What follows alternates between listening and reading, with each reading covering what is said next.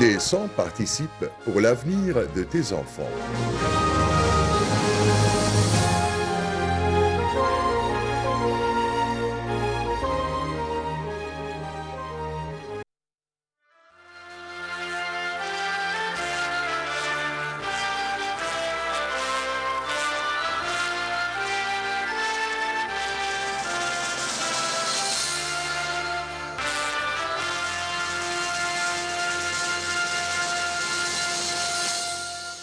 Mesdames et messieurs, bonsoir et bienvenue pour cette nouvelle édition de Direct où on va la consacrer sur les élections présidentielles 2024 en Égypte. Et nous avons notre envoyé spécial à Doqi, Noha Alaa. Bonsoir. Bonsoir Ashraf.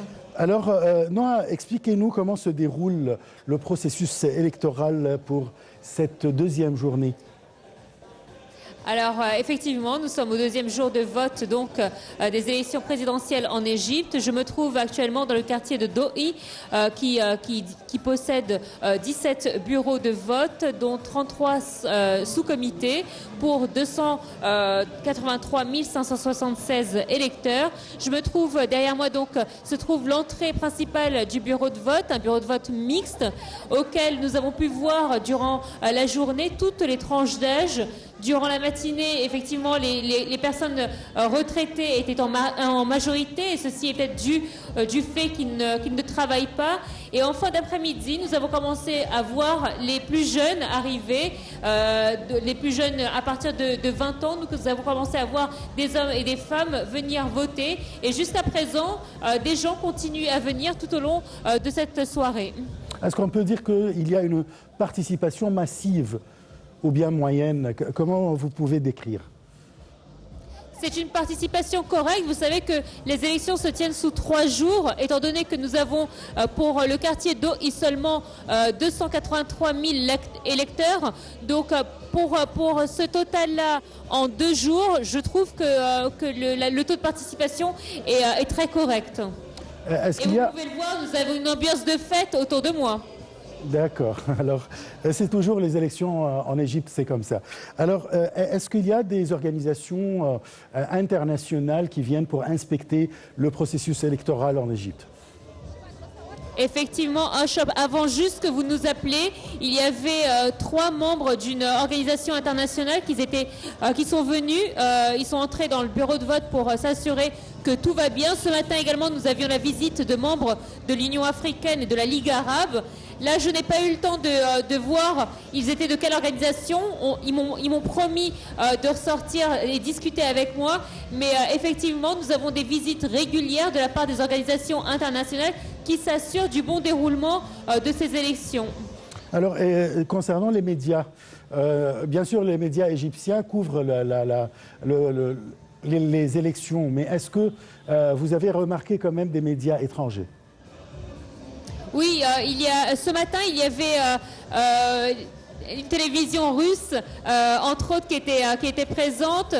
Nous avons également de la presse étrangère principalement qui sont là pour couvrir l'événement. Et étant donné que le gouvernorat de Gizeh est un des plus grands gouvernorats d'Égypte, on trouve que la présence des journalistes étrangers est très présente. Le processus électoral, c'est-à-dire quand il s'agit de quelqu'un qui veut voter, est-ce que l'organisation est bonne? Est-ce que c'est facile et en même temps pour les gens handicapés? Comment ça se fait? Alors, effectivement, il y a des facilités qui ont été faites pour accueillir justement des personnes en fauteuil roulant notamment. Alors je ne sais pas si vous arrivez à voir, moi par exemple, le sol ici dans le bureau de vote est lisse, c'est-à-dire qu'il n'y a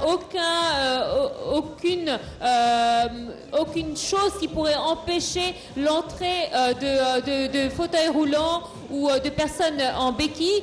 D'ailleurs, ce matin, on avait beaucoup de personnes âgées qui étaient présentes et qui avaient des difficultés, par exemple, à marcher.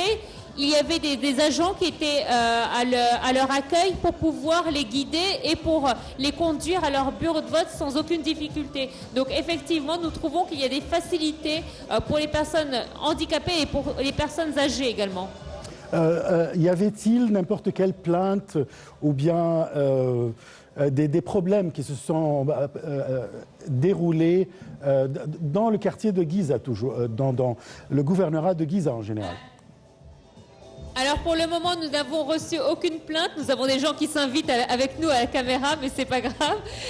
On n'a pas eu de plainte. On a juste eu quelques difficultés de circulation, étant donné que les personnes qui viennent voter se garent par exemple en deuxième file. Et le problème a été réglé rapidement, puisque le ministère de l'Intérieur a mis tout un processus pour justement s'assurer de la fluidité de la circulation, car avec effectivement toutes les personnes, tous les électeurs qui viennent voter, ça peut un petit peu créer des embouteillages, mais là encore, le problème a été réglé à la minute même où il a été soulevé.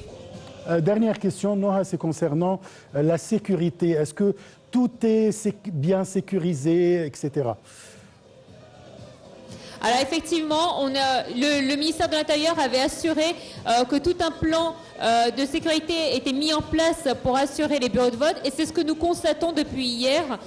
Non seulement les bureaux de vote sont sécurisés à l'extérieur, mais à l'intérieur également, pour s'assurer du bon déroulement à l'intérieur, à l'extérieur.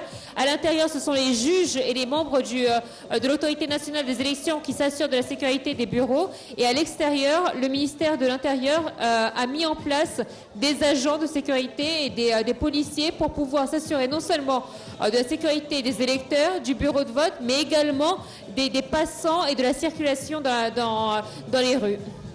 Il est actuellement 7h20. Les bureaux de vote ferment à 9h. Est-ce qu'il y a plus de monde maintenant qui arrive?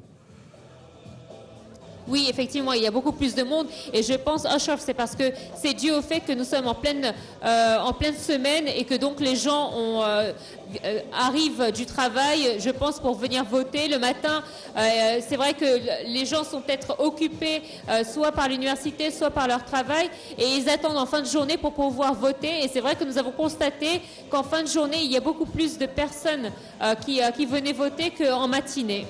Je vous remercie beaucoup, Noha Alaa, notre envoyé spécial dans le quartier de Do'i au gouvernorat de Giza, qui est considéré comme aussi le centre-ville, pas loin du centre-ville du Caire. Elle a bien expliqué le déroulement de cette deuxième journée des élections présidentielles, avec une participation correcte, comme elle l'a qualifié. Les gens d'un certain âge ou bien les retraités affluent durant la matinée puisqu'ils ne travaillent pas, mais c'est l'après-midi ou bien plutôt le soir qu'on trouve une participation massive, surtout de la part des jeunes qui ont fini soit leur travail, soit leur université pour venir voter, puisque les bureaux de vote ferment vers 9h du soir. Je vous rappelle que c'est la deuxième journée des élections. Les élections ou bien le processus électoral se termine demain. Les bureaux de vote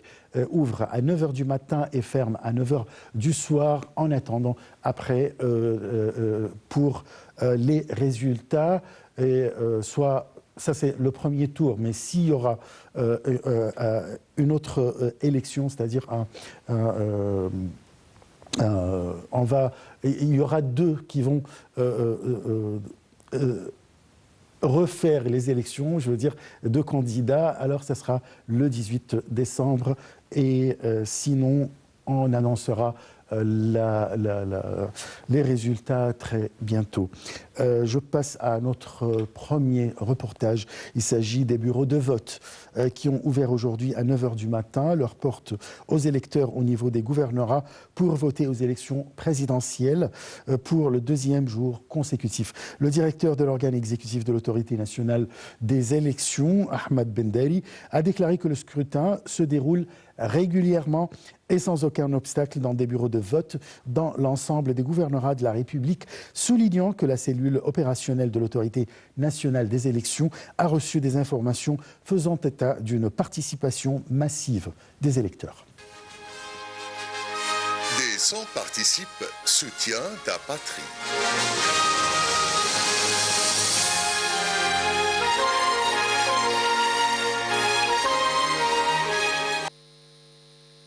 Les Égyptiens ont afflué lundi au bureau de vote pour le deuxième jour consécutif pour participer aux élections présidentielles qui prendront fin mardi.